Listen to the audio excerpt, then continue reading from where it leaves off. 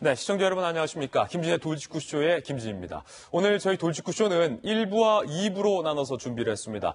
지금 시작되는 1부는 북미 회담에 대한 깊은 내용을 집중적으로 보도해 드리겠고, 그리고 잠시 후 시작될 2부에서는 북미 회담 이외의 중요한 국내 뉴스들에 대해서 종합해서 여러분들에게 전해드리겠습니다. 먼저 돌직구쇼 1부에 찾아주신 전문가분들부터 여러분께 소개를 해드리겠습니다. 김태우 전 통일연구원장, 그리고 주성아 김일성 종합대 출신의 동아일보 기자, 그리고 진희관 인제대 통일학부 교수님 모셨습니다. 어서 오세요. 안녕하세요. 네, 그리고 제 왼편에는 김수경 통일연구원의 부연구위원과 김병민 경희대 교수님 나오셨습니다. 어서 오세요. 네, 최고의 전문가들 모시고 북미 회담의 숨가쁜 이야기 지금부터 전해드리도록 하겠습니다. 첫 번째 이슈부터 저희가 준비한 첫 번째 뉴스부터 함께 보시죠.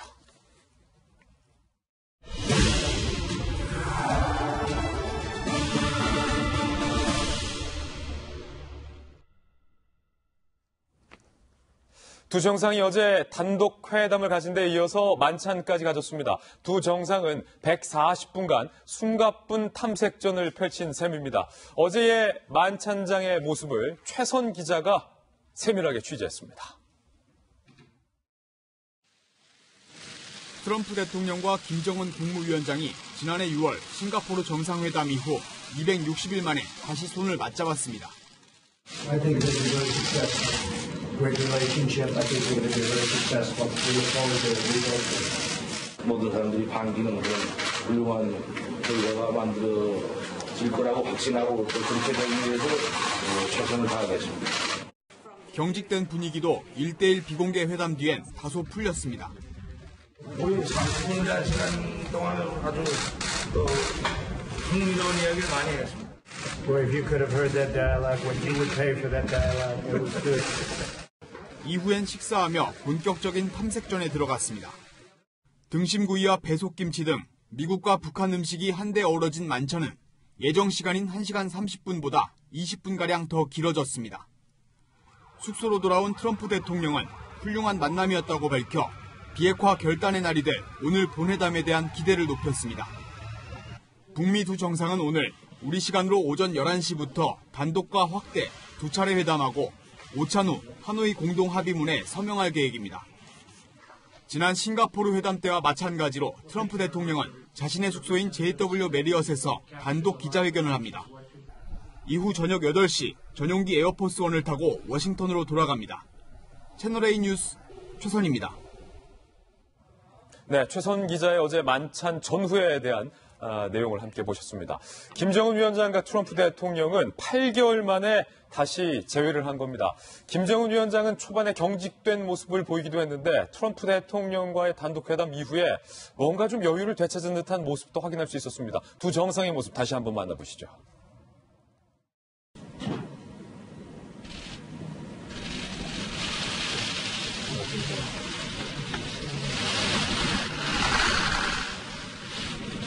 Have you walked back at all on your vacation in North Korea? No. Right, you're going to share ambulatory walker. We'll see. 자, 지금 이 모습만 보면은 김태호 원장님, 뭔가 초반에 김정은 위원장이 상당히 좀 긴장하고 경직된 모습. 8개월 만에 만나서 악수를 나눴는데 트럼프 대통령은 뭐 재기발랄하고 여유 넘치는 표정인데 김 위원장이 유독 좀 많이 경직돼 있어요. 이거 왜 그럴까요? 뭐 자기 앞에 떨어진 과제가 너무나 막중하지요. 예. 지금 핵 문제를 최대한 활용해서 미국으로부터 최대한 많은 것을 받아내야 되는데 예. 뭐 그런 그 막중한 과제 때문에 그런 것 같고요. 근데 표정으로만 봐서는 안 되는 것이요. 예. 지금 신체적인 조건도 사실은 트럼프 대통령이 40살 이상 많고 장시간 비행기를 타고 왔고요. 그리고 국내적으로 트럼프 대통령이 굉장히 어렵습니다. 예. 지금 코너에 몰려 있어요. 제가 보기에는 아마 만찬 자리에서 오히려 김정은 위원장이 기선을 제압을 하지 않았을까. 저는 그렇게 지금 일단 추측을 해봅니다. 예, 그래서 지금 이 모습 처음 만났을 때는 김정은 위원장이 경직돼 보였는데 단독 회담을 갖고 나서 그리고 만찬을 갈수록 김 위원장 쪽이 오히려 더 여유로운 듯한 그런 모습을 확인할 수 있었습니다. 두 정상의 모두 발언 이야기 조금 더 자세히 들어보겠습니다. 훌륭한 상봉이 맞이되게 된 건 각하의 그 남다른 통큰 정치적 결단이 안아온이라고 생각합니다. 그 261일 동안 그 사이 보면 사방에 불신과 오해의 소리들도 있고 그 정치적인 낡은 관행이 우리가 가는 길을 막으려고 했지만 우리는 그것들을 다 저들고 극복하고 해서 다시 마주 걸어서 261일 만에 여기 하노이까지 걸어왔습니다. 그냥 생각해보면 좀 어느 때보다도 많은 그 고민과 노력 그리고 그 인내가 필요했던 그런 기간이었던 것 같습니다. 그래서 우리는 오늘 여기서 이렇게 추천한 것입니다. 이번에 보다 그 모든 사람들이 반기는 그런 훌륭한 결과가 만들어질 거라고 확신하고 그렇게 되기 위해서 최선을 다하겠습니다. I think that your country has tremendous economic potential, unbelievable, unlimited. And I think that you will have a tremendous future with your country, a great leader. And I look forward to watching it happen and helping it to happen. And we will help it to happen. 자, 바로 이 장면. 주성아 기자, 김일성 예. 종합대학 나오셨잖아요. 평양에서 엘리트인 걸로 제가 알고 있는데 김정은 위원장이 발언한 것 중에 고민과 인내라는 심각한 얘기를 꺼냈어요. 경직돼 있었다가 예. 트럼프 대통령이 북한의 무한한 경제 잠재력에 대해서 이야기하자 환하게 웃었습니다. 이 대목 어떻게 보십니까, 개인적으로? 예, 저 이제 방금 말한 이야기들은 평양에서부터 아마 준비해온 것 같습니다. 예. 그래서 저는 딱 저 장면 보면서 주목되는 것이 뭐냐면, 트럼프 대통령하고 눈 한 번 안 마주치고 쫙 얘기했습니다. 땅바닥을 보면서 뭐. 예. 그러니까 이게 잊어먹기 전에 다 얘기를 해야 되겠다. 준비한 건 이런 일단 하자. 예, 하자. 그런데 또 하나는 뭐냐면, 원래 아시아권에서는 눈을 마주 보면서 이야기하는 문화가 아니지 않습니까? 예. 근데 미국은 눈을 쳐다보는 문화입니다. 예. 근데 김정은 입장에서 한번 생각해 보십시오. 내가 누구를 뚫어지게 쳐다볼 수는 있지만은 누가 나를 뚫어지게 쳐다보는 경우를 겪어봤겠습니까? 이례적인 일이다. 그런데 또 트럼프 대통령은 또 더구나 뚫어지게 쳐다보는 스타일이거든요. 얼굴도 가까이 대고. 예, 그러니까 이렇게 얼굴 보면서 얘기하면 준비했던 발언들이 다 잊어버릴 수 있으니까 예. 이 땅바닥을 내려다보면서 일단 준비했던 발언은 다 쏟아냈습니다. 그래서 고민가 있는데 전번에 그 싱가포르 때도 그런 얘기 해가지고 좀 재미를 봤어요. 그게 많은 화제가 되고 또 모니터를 또 외신이나 한국 언론들 잘 보니까 이런 포인트 대목들은 몇 군데 들어가야 되겠다 이런 생각을 하고 있었던 것으로 보입니다. 또 하나는 들어오자마자 악수할 때는 아주 상당히 경직돼 있었습니다. 저 표정은 어떻게 제가 해석하기는 그렇습니다. 싱가포르 회담 때는 일단 모든 게 다 끝나서 도장만 찍으면 됐어요. 그런데 지금은 김정은한테 넘어간 게 너무 많습니다. 그런데 트럼프 대통령은 상당히 노회한 이 협상가 아닙니까? 예. 그러니까 북한에서 북한 실무자들이 회의하면서 상당히 주문한 게 많았을 겁니다. 예. 이럴 때는 넘어가지 마시고 이럴 때는 뭐 어떻게 상대하시고 수많은 이 고민들을 갖고 있는 그런 모습이었고 또 하나는 제가 그 얼굴에서 결의도 이렇게 엿볼 수 있었는데 뭐냐면 지금까지 회담에서 북한이 벼랑 끝 전술을 한 번도 안 썼습니다. 사실 벼랑 끝 전술은 북한의 이게 특색인데 예. 이번에는 트럼프 대통령 한번 만나서 기선 제압하고 벼랑 끝 전술을 해가지고 판을 깨고 나가겠다 이런 이야기도 단단히 마음먹고 나온 그런 얼굴의 그 얼굴빛에 저는 그렇게 짐작했습니다. 그렇군요. 어제 이 두 정상이 서로를 향해 한 호칭이 많은 사람들의 현재 관심을 받고 있습니다. 특히 북한의 김정은 위원장이 트럼프 대통령을 향해서 도널드 트럼프 대통령 각하라고 표현을 했고 트럼프 대통령은 my friend, 내 친구라고 표현을 했습니다. 그 부분 함께 보시죠. 그러니까 어제 각하와 친구가 만난 회담인 거죠. 상당히 좀 이례적인 표현이었습니다. 도널드 트럼프 대통령은 내 친구 김정은, 그리고 김정은 위원장은 각하의 남다른 통큰 결단 때문이다. 진유관 교수님, 네. 각하와 친구가 만나는 단독 회담, 보통 두 정상의 단독 회담 한 30분 정도 남짓이었는데 네. 만찬전 단독 회담에서 뭐 중요한 얘기가 오가기도 하나요? 어떻습니까? 그럼요. 근데 지금 방금 호칭 말씀하셨는데요. 트윗에는 마이 프렌드라고 트럼프가 얘기를 했습니다만 아까 영상 보시면 문장 끝에 그레이트 리더라는 말이 나와요. 그레이트 리더. 위대한 지도자라고 예. 했거든요. 이거 북에서 수령, 최고 영도자를 영어로 표현할 때 더 그레이트 리더라고 표현을 합니다. 이거 북의 호칭 그대로 불러줬다 해서 서로 대등한 호칭을 불러줬다 이렇게 볼 수 있을 것 같고 그다음에 그 단독 회담에서 이미 다 정해진 걸 가지고 만나는 거 아니냐 싶을 수 있겠는데요. 차이가 분명히 있습니다. 뭐가 있냐면 아시다시피 미국의 스티브 비건 그 대북 정책 대표와 또 북한에는 김혁철 전 스페인 대사, 지금 대북 특별 대사인데, 김혁철과 비건의 그 협상이 그동안 오랫동안 지속돼 왔잖아요. 예. 이런 결과가 김정은에게 전부 보고됐겠죠. 그런데 문제는 김정은 위원장하고 트럼프하고 만났을 때 예. 그동안의 협상 과정에 대해서 동의하느냐, 협상된 내용에서 동의하느냐를 최종적으로 확인하는 게 어제 1대1 면담이었거든요.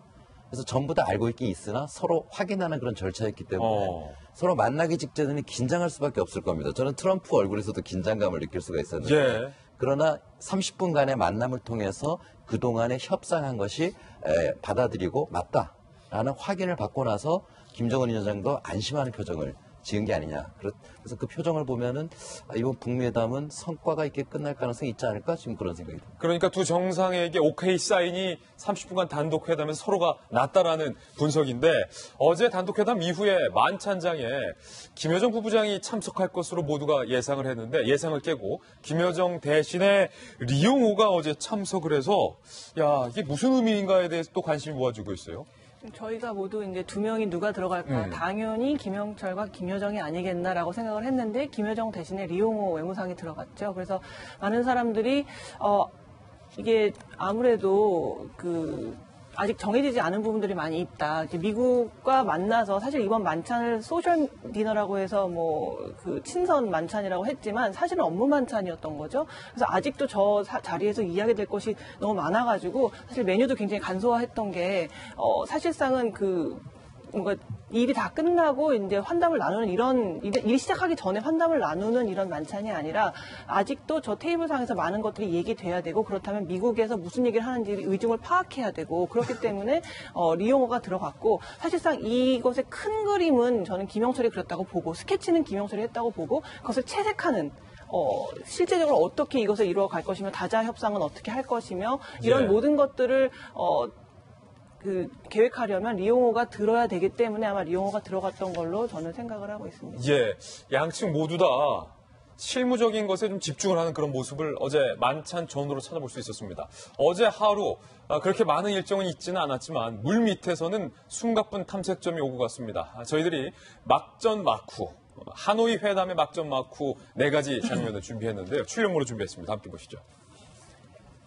하노이 담판 첫날 막전 막후, 첫 번째 막전 막후입니다.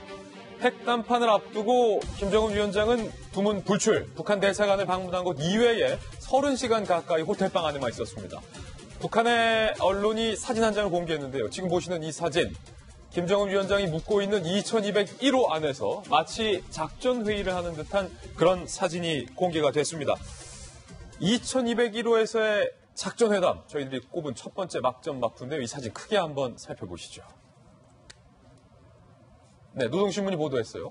경애하는 최고령 지도자 김정은 동지께서 제2차 조미순회담 실무대표단의 사업 정영을 보고받으셨다라는 얘기가 나왔습니다. 원장님, 저희들이 예상하기로는 김정은 위원장이 많은 곳을 돌아다니진 않더라도 그래도 호치민 주석의 묘역이나 아니면 삼성공장이나 아니면 하이퐁 지역이나 그중에 하나라도 갈 줄 알았는데 2201호의 방 안에서만 나오지를 않았어요. 그러면서 이렇게 뭔가 회의를 지시하는 듯한 그런 모습, 이거 어떻게 분석해야 됩니까? 예, 작전회의 했을 겁니다. 베트남 내에서 여기저기 돌아다니는 문제는요, 3월 1일, 3월 2일 정식 방문 기간이 있지 않습니까? 예. 베트남 방문 기간이 있으니까. 그건 제가 보기에 지금 급하게 생각하지 않았을 겁니다. 지금 북한 입장에서는 최고의 목표가 뭐겠습니까? 가능하다면 핵 보유국 상태를 유지하는 것이 최고의 목표고요. 두 번째는 조금 가급적 오랜 기간 동안 조금씩 내주고 많은 것을 받아내겠다. 이런 큰 전략 목표를 가지고 왔기 때문에 즉 방 안에서 전략 회의를 지속하는 것 당연한 일이고요. 그동안의 행적을 보면 저는 김정은 위원장이 나이에 맞지 않게 굉장한 고단수라고 봅니다. 지금 그동안 중국을 4차례 방문하고 방문할 때마다 중국에서 극진한 대접을 했죠. 사이카가 호의를 하고 대국 중국이 떠들썩하게 김정은을 대접을 했고 이번에 하노이에 와서도요. 하노이 시내 오토바이 운행을 다 중단시킬 만큼 엄청난 대단하네요. 의전을 받았습니다. 이런 것들을 통해서 국내에 보도하면서 아마 자신의 이 권력 기반을 강화하는 데 크게 활용을 했고요. 또 국제적으로도 자기 북한보다 경제력이 600배 이상 큽니다. 미국이. 예. 그러니까 이게 뭐 상대가 안 되는 대국을 상대로 대등한 협상을 벌리면서 상당한 위상 고양을 가져왔습니다. 이게 보통 얘기가 아닙니다. 보통 얘기가 아니다. 그러니까 뭐 방 안에서 집구해서 전략회의를 열심히 하는 거 저 당연한 얘기입니다. 예, 사실은 이 북한 내부의 일이기 때문에 저 안에서, 이 방 안에서, 2201호 안에서 무슨 얘기가 오고 갔는지는 저희를 포함한 전 세계 언론이 알 길이 없습니다. 다만 북한 내부의 언론들과 그 자리에서 그 사진을 찍은 조선중앙통신의 기자는 무슨 얘기가 오고 갔는지 알 것 같은데 주성아 기자께서 또 김일성 종합대학을 나오셨습니까? 보통 저럴 때 저 방 안에서 최고 존엄이 미리 가 있었던 이 회담 실무진들을 불러서 뭔가를 지시할 때 무슨 얘기들이 좀 오가나요? 제가 그 자리에 있지는 않으셔서 모르겠어요.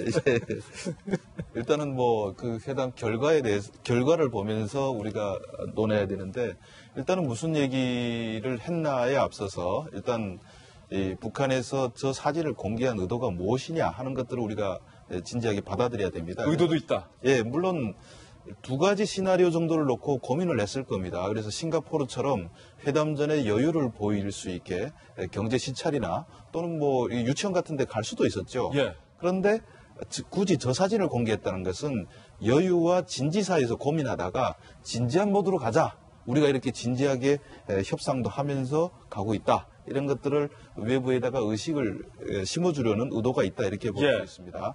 그리고 뭐 저런 토론 같은 것이야 뭐 오기 전에 수없이 했으니까 뭐 저는 특별하게 어떤 새로운 상황 변화에 맞게끔 아주 심중한 얘기들이 오갔을까 하고 싶은 생각은 있습니다. 다만 저는 저 장면 보면서 또 하나 눈길 끈 것은 저 대통령이 묵는 저런 숙소에서는 담배 피워도 되나요? 그것도 금연 아닙니까? 금연이죠 보통. 예. 담배를 피우더라고요. 그래서 저걸 보면서 김정일 시대에는 김정일 피우는 담배 브랜드 다 알려져 있었어요. 예. 김정은 피우는 담배 브랜드가 뭘까 갑자기 저게 궁금해졌는데 담배를 피는 모습 한 번도 공개를 안 됐습니다. 그래서 예. 저건 좀 궁금한 점이다 하고 생각을 했습니다. 무슨 담배를 필까? 덧붙여서 좀 궁금하셨다. 아마 이 사진을 공개한 의도는 대외적인 메시지도 있겠지만 평양 시민들을 향한 대내적인 메시지도 포함이 돼 있을 거라고 봅니다. 그래서 막전막후 두 번째 포인트는 바로 평양 시민들을 향한 김정은 위원장의 메시지입니다. 출력물 만나보시죠. 평양 주민들의 반응도 어제 보도가 됐습니다. 우리 원수님의 적극적인 대외 활동. 아마 이 사진을 평양 주민들이 받아보고 어떤 느낌을 받았을지도 상당히 궁금한데요. 평양 시민 2명의 인터뷰가 어제 북한 방송에서 보도가 됐습니다. 평양 시민들의 기대감 직접 들어보시죠.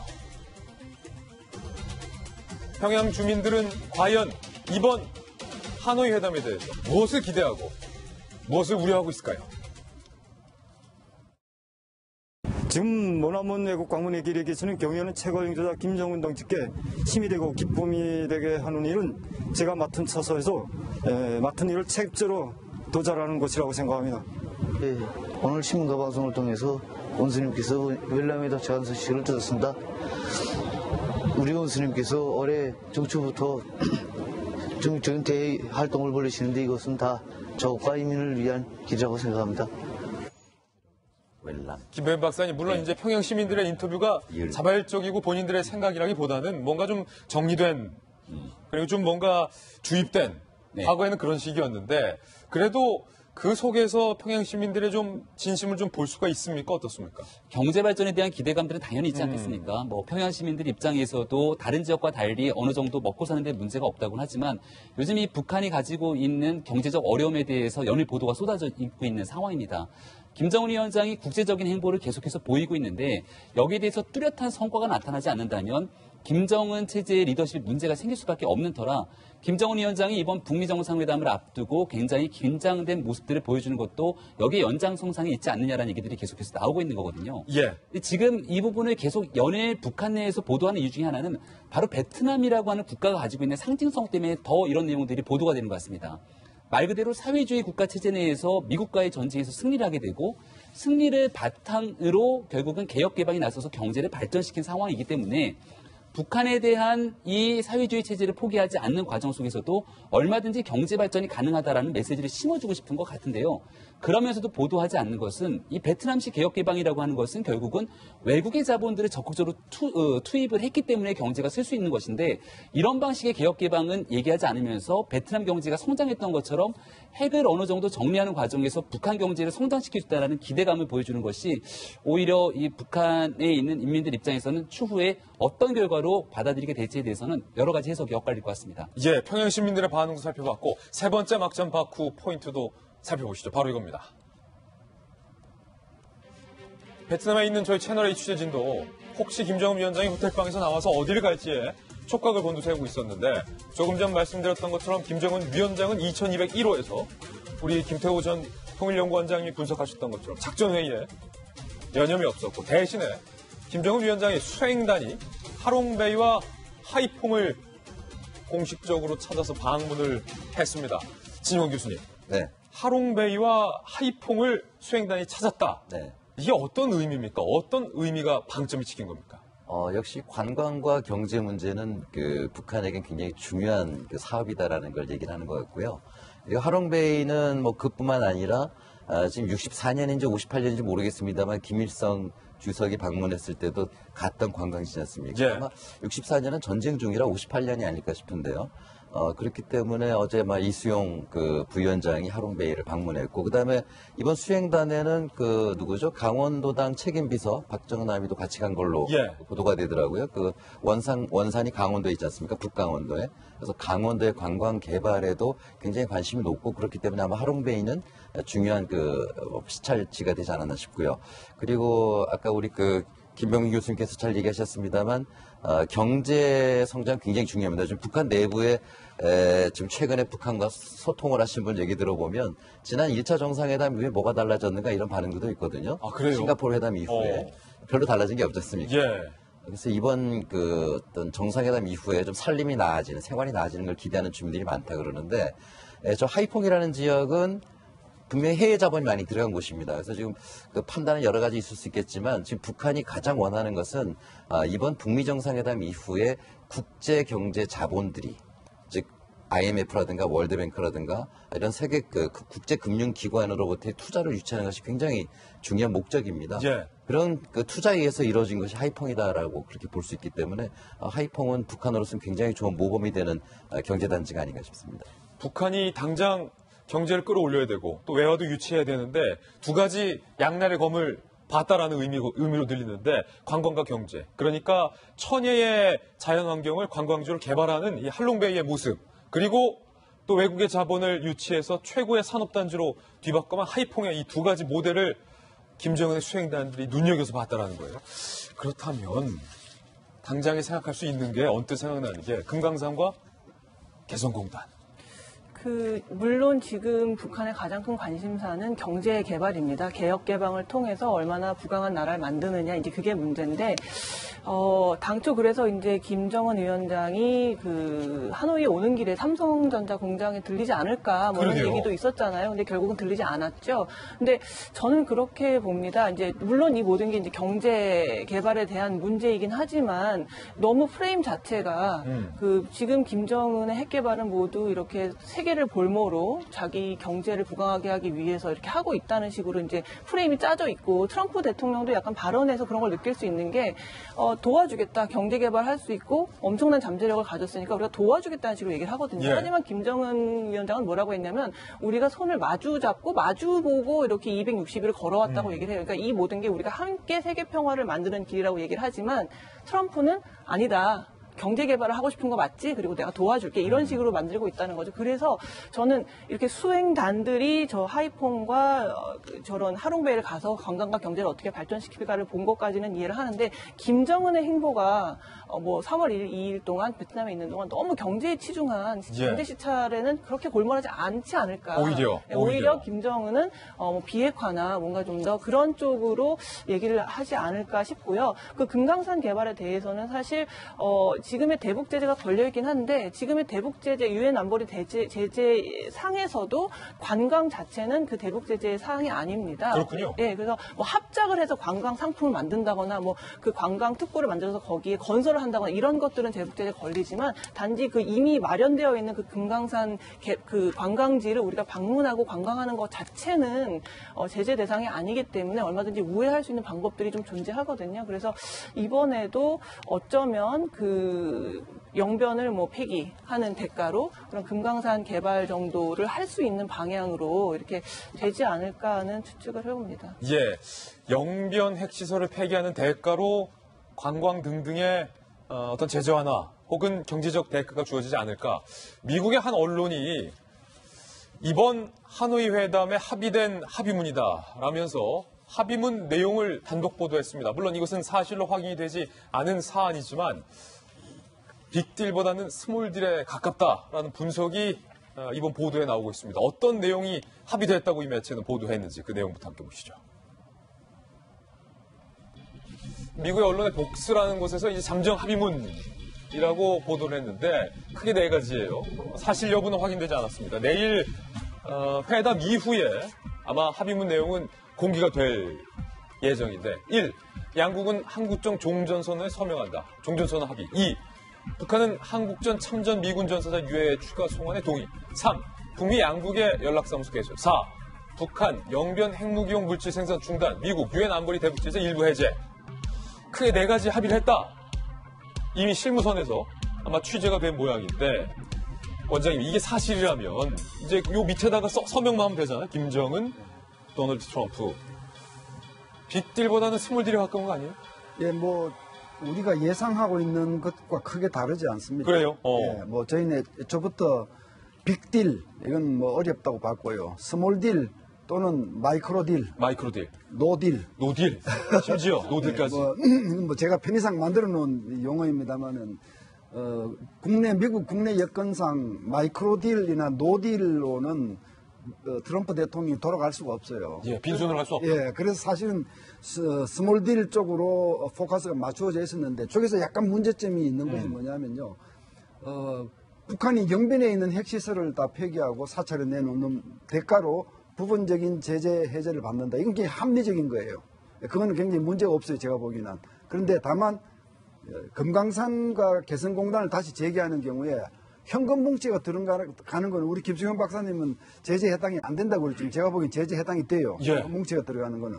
그러니까 이게 지금 방식이 좀 개선된 상황에서 양쪽을 다시 재개하는 거, 이 방안을 찾아야 되는 문제가 남아있고 제일 큰 문제점은 저 종전선언이에요. 예. 사실 저 종전선언이 미국에서 보는 종전선언과 우리가 보는 종전선언이 달라요. 미국의 입장에서는 대북 카드 하나로 그냥 줄 수도 있고 안 줄 수도 있고 미국의 운명에 아무런 지장이 없는 문제예요. 가볍게 줄 수 있는 카드. 근데 우리에게는 말이죠. 만약 북한이 대남 전략을 그대로 가져간다면 변화하지 않고 그대로 가져간다면 저 종전선언이 지옥문을 여는 것 같아요. 북한이 변화한다면 종전선언 줄 수 있고 평화협정 할 수 있고 다 할 수 있어요. 근데 북한이 지금 안 변하고 있잖아요. 아직까지는. 세습 독재도 그대로고 무력도 그대로고 핵무기도 내려놓지 않은 상태고 그래서 종전선언 문제는 트럼프 대통령이 좀 앞서간다. 한국의 안보에 비하면 좀 앞서가는 것이다. 저렇게 하기 위해서는 플러스 알파가 있어야 되는데 저기 플러스 알파는 안 보여요. 플러스 알파라는 것은 영변 이외에 다른 핵시설. 예. 가장 핵심적인 것이 농축시설이죠. 또 ICBM, 뭐 이동 미사일, 강선이라든지 뭐 이런 곳에 이런 것들 플러스 알파가 들어갔을 때에만 종전선언 얘기를 할 수 있는 거라고 저는 봤기 때문에 우리가 기대했던 것보다는 조금 앞서갔다. 약간의 문제가 있다. 이런 생각을 좀 하면서 봤습니다. 예, 물론 진 교수님 이게 사실로 확인되지는 않은 사안인데 두 정상이 또 내일 회담에서 탑다운 방식으로 충분히 이 합의문에서 플러스 알파가 들어갈 수도 있고 빠질 수도 있고 한데 일단은 이 언론 보도 내용에 합의문 사항이 굉장히 구체적으로 4가지가 일목요연하게 정리되어 있는데 개연성은 있다고 보십니까? 합의문 기본 프레임이 유출된 게 아니냐 지금 그런 생각이 들죠. 아 그래요? 상당히. 네, 저도 상당히 동의하면서도 좀 차이점은 있습니다. 근데 종전선언은 이제 김태 원장님하고는 저는 조금 다르게 보는데요. 종전선언이 만약에 안 들어간다면 이번 회담은 우리말로 하면 앙금 없는 찐빵이다. 예. 뭐 그렇게 얘기를 할 수 있을 정도로 종전선언은 이미 지난 1차 회담 때도 구두 합의했었던 내용이기 때문에 이건 분명히 들어갈 가능성이 높다고 보여지는데 그러려면은 방금 김 원장님 지적대로 비핵화를 얼마나 할 것이냐. 플러스 알파. 뭔가 있어야 되거든요. 예. 근데 지금 여기는 영변 물질 중단만 나와 있습니다. 영변 핵시설이든. 근데 그거 가지고는 분명히 부족하다. 왜 그러냐면은 이미 9월 달에 우리 평양에서 선언을 같이 할 때 거기 남북 선언 사항에 영변 핵시설뿐만 아니라 상응 조치가 미국이 있다면은 추가적으로 더 많은 그 시설들에 대해서 해체할 용의가 있다 이렇게 얘기를 했어요. 지금 보시는 것처럼 정말 영변 핵무기용 물질 생산 중단만 들어가 있네요. 네, 그러니까 영변에 대한 완전한 해체뿐만 아니라 플러스 알파까지 가야지만 이번 회담이 성공이다 그렇게 보여집니다. 그런 전제에서 종전선언이 가능하지 않겠느냐. 그래서 저는 사항은 저거보다 좀 더 진일보해야만 된다. 반드시 네. 반드시 진일보해야만 한다. 반드시 진일보해야지만 우리 9.19 평양선언을 한 단계 넘어서는 그런 합의가 될 것이다. 그렇게 판단이 됩니다. 예, 아마도 북한 쪽 입장에서는 여기서 그냥 끝내자라는 마음일 것 같고 4번에서 미국 측 입장에서는 무슨 소리냐. 4번에 플러스 알파 5번이라도 좀 넣자라고 좀 기싸움을 하는 과정일 것 같아요. 아마 그 기싸움하는 과정이 오늘 있을 실무회담에서 뭔가 본격적으로 좀 치밀한 토론이 있지 않을까라고 예상이 되는데 어떠십니까? 예, 방금 하신 두 분 말씀 잘 들었고 많은 부분 공감되고 또 저는 또 그거에 더해서 한 두 가지 문제 정도를 더 말씀드리려고 하는데 일단은 저게 맞다고 가정하면 대북 제재 부분 해제라고 돼 있습니다. 그러면 어떤 제재를 해제해 줄 것이냐 이게 지금 문제고 당연히 북한은 가장 아픈 것부터 풀려고 할 겁니다. 가장 아픈 거. 예, 그러면 가장 아픈 게 무엇이냐 어떤 걸 풀어줄 것이냐 우리는 지금 개성공단 금강산 같은 얘기를 하는데 북한 입장에서 그게 지금 외화의 포션을 볼 때 그게 중요한 거 아닙니다. 예. 지금 제일 중요한 것은 석탄을 팔아야 돼요. 석탄을 팔아야 15억 불, 20억 불 벌 수 있거든요. 그래서 돈을 벌기 위해서는 석탄 제재를 해제해달라. 이게 지금 가장 아픈 것이고.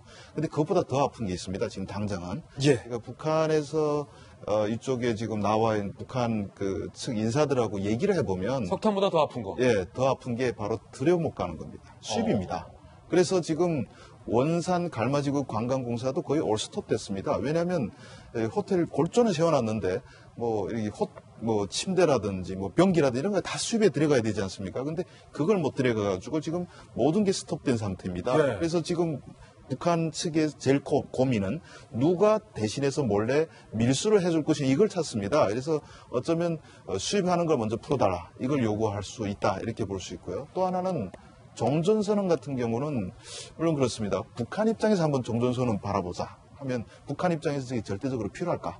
근데 봤을 때 저는 북한은 실속으로 따졌을 때 종전협정은 자기들이 원하는 순위에서 한 5번째 밖에 아니겠나 이런 생각이 듭니다. 그러니까 별로 이렇게 실의가 없는 것을 북한 입장에서 봤을 땐 실의가 없는 걸 받아간다 이렇게 생각할 수도 있습니다. 북한도 별로 종전선언 그렇게 간절하게 원하지는 않는 것이다. 일단은 석탄. 그보다 더 급한 거는 들어오는 수입 제재 완화다. 막전 막후 내용 함께 짚어보고 있습니다. 네 번째 막전 막후 포인트도 무엇인지 한번 직접 살펴보시죠.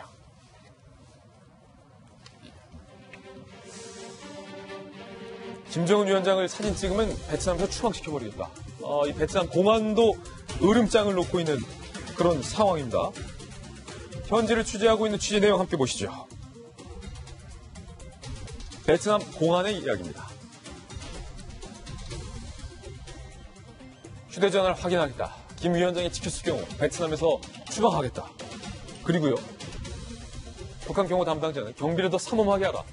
월남을 웰남이라고 하는데요. 웰남은 사유지 아니냐. 그래서 우리가 온 거다. 김병 박사님. 네. 우리 취재진이 김정은 위원장의 모습을 어떻게든 한번 우리 국내에 있는 시청자분들에게 전해드리기 위해서 열심히 취재하고 있는데 네. 거기다 대고 추방시키겠다. 우리 대한민국 박항서의 나라입니다. 그러면 안 되시고요. 예, 박항서의 나라다 우리가. 그럼에도 불구하고 지금 김정은 위원장의 심기를 불편하지 않기 위해서 베트남이 할 수 있는 모든 조치를 지금 최선을 다해서 다 취하고 있는 것 같습니다. 오늘자로 이제 북한과 미국의 정상회담이 끝나게 되면은 이 베트남에 있는 수많은 지도자들과의 회담이 내일과 모레로 다 계속해서 연장선상에 있는 상황이기 때문에 김정은 위원장과 트럼프 대통령의 회담을 베트남이 유치함으로 국제사회의 모든 시선을 쏠리게 되는 것이고 앞서 얘기했던 하롱베이 그리고 하이퐁 등의 또 김정은 위원장이 방문할 수 있는 가능성이 여전히 열려있는 상황입니다. 지금 저 하노이 시내 같은 경우는 우리 대한민국 국민들 입장에서는 베트남에 가면 하노이보다는 여전히 다낭이라든지 여러 관광지들을 선호하게 되는데 아마 하노이를 들리게 되면은 메트로폴, 이 소피텔 메트로폴 호텔이라든지 트럼프 대통령이 묵었던 이 JW 메리어트 호텔 등이 이제 유명한 명소가 될 수도 있거든요. 그렇죠. 게다가 지금 현재 김정은 위원장이 묵고 있는 곳은 멜리아 호텔이고요.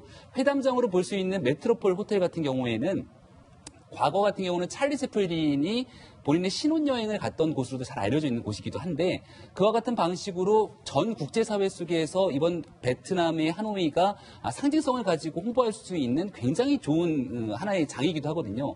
과거 싱가포르 회담에서 적은 금액의 돈을 투입하고 국제적인 관광 명소로서 또다시 이 명성을 떨쳤던 것처럼 베트남 입장에서도 북미 정상회담을 아주 안정적이고 성공적으로 치러내기 위한 여러 가지 고심들을 하고 있는 상황인 것 같습니다. 얼마 전에 하워드 엑스라 그래서 김정은 위원장의 똑같이 코스프레한 인물에 대해서도 위험할 수 있다 그래서 결국은 추방을 하지 않았습니까? 우리가 보게 됐을 경우에는 좀 너무 과한 것이 아니냐라고 할 정도로 이 베트남 입장에서는 이 경호라든지 그리고 여러 가지 준비에 만반의 기하고 있는 상황인 것 같은데요. 일단 오늘 회담의 성과가 어떻게 나는지에 따라서 이렇게 베트남이 준비한 내용들에 대해서 그 빛이 정말로 바라게 될지 아니면 빛이 바랄지가 오늘 회담 성과에 따라 또 다르게 나타나지 않을까. 저 말을 사실은 저희 후배 기자가 현장에서 취재하다가 들었거든요. 당연히 추방시키겠다. 근데 그게 그냥 으름장으로 들리지 않는 게 김수현 박사님. 베트남이 벌써 누가 한 명을 추방시킨 바가 있잖아요. 가짜 김정은. 그렇죠. 그 하워드 X가 이제 추방이 됐죠. 예. 사실 싱가포르 회담 때도 이 하워드 X가 있었습니다. 예. 그래가지고 굉장히 국제 미디어에 많이 노출이 됐었는데 그때 사실 싱가포르에서 어떻게 조치를 취하지는 않았죠. 하지만 여기는 베트남이고 사회주의 국가이기 때문에 그 경호원도 여기 사회주의 국가라서 우리가 이렇게 안심하고 온 건데 좀 이렇게 경비를 삼엄하게 해서 이렇게 추방할 수도 있다. 좀 삼엄하게 해달라 이렇게 얘기를 했던 것은 굉장히 아마도 김정은 위원장이 그 난닝역에서 담배 피우는 장면이 이제 사진이 이제 동영상이 공개가 됐죠. 굉장히 신경이 쓰였던 모양이에요. 그렇게 모든 일거수일투족이 공개되지 않은 곳에서 일어나는 일들이 이렇게 몰래 찍히는 거에 대해서 굉장히 신경을 많이 쓴 것 같아서 북한 당국이 아마 베트남 쪽에다 강력하게 이제 요구를 하지 않았나 이런 것들을 좀 신경 써 달라 경비를 좀 삼엄하게 하고 이런 일이 일어나지 않게 해달라고 요청을 한 게 아닌가 하는 생각을 좀 해봅니다. 예, 저 장면, 이 장면이 뭔가 북한 당국 입장에서는 뼈 아팠다. 예, 당연히 뼈 아픈 장면이긴 맞습니다. 근데 제가 그 베트남에 방문했을 때, 여기가 사회주의 베트남이구나 하고 인상을 딱 받은 장면이 언제냐면, 출국할 때 딱 보니까, 그 앉아있는 사람들의 견장을 보니까 아주 북한하고 똑같은 겁니다. 예. 그러니까 갑자기 움츠러드는 마음이 생겼어요. 왜냐하면, 여기가 사회주의구나.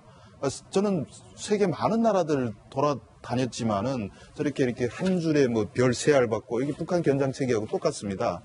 그래서 이제부터 내가 좀 마음가짐을 좀 잘해야지 여기서는 별일 다 겪을 수 있겠구나. 예. 그리고 그 견장에서 풍기는 아우라가 뭐냐면 바로 그 권위주의에 대한 회상 이런 것들을 떠올렸습니다.